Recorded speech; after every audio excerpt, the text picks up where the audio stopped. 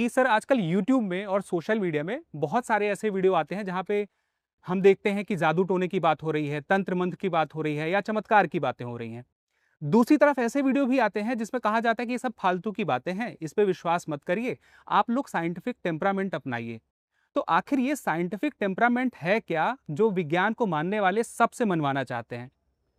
Scientific temper जो शब्द है वो भारत में नेहरू जी ने लोकप्रिय बनाया। टेम्पर का मतलब होता है स्वभाव, टेम्परामेंट मतलब नेचर, स्वभाव। जब साइंस आपका स्वभाव बन जाए तो उसको बोलते हैं साइंटिफिक टेम्पर। इसका मतलब क्या हुआ कि हम लोग जनरली मानते हैं कि साइंस एक विषय है।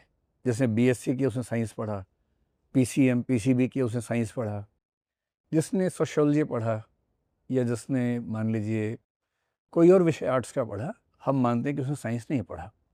पर धीरे धीरे ये सहमति बनी पश्चिम में कि साइंस दरअसल एक विषय नहीं है, साइंस एक मेथड है, एक अप्रोच है। अगर आप उस मेथड से कोई भी विषय पढ़ेंगे तो वो साइंस हो जाएगा। जैसे पॉलिटिकल साइंस हो जाएगा, होम साइंस हो जाएगा, सोशल साइंस हो जाएगा, है ना। मेथड साइंटिफिक होना चाहिए।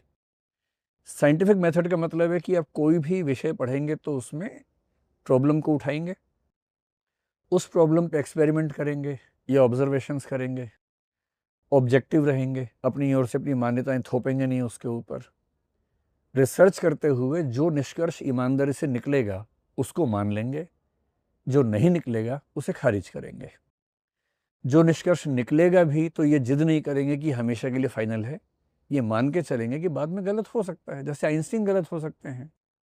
आइंस्टीन नहीं मानते थे कि क्वांटम फिजिक्स में थोड़ी बहुत रैंडमनेस हो सकती है, पर बाद में साबित हुई कि हो सकती है, तो वो भी गलत साबित हुए, है ना। अरस्तु गलत साबित हुआ। अरस्तु का मानना था कि भारी चीज़ें कम भारी चीज़ों से जल्दी गिरती हैं, पर न्यूटन ने साबित किया कि नहीं, बराबर गिरती हैं।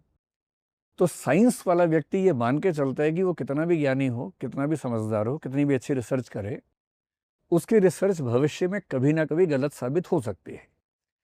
तो यदि आप ये टेम्परामेंट बना लें जीवन का कि जीवन में कोई भी बात होगी मैं ऐसे ही नहीं मान लूँगा, मैं सवाल पूछूंगा।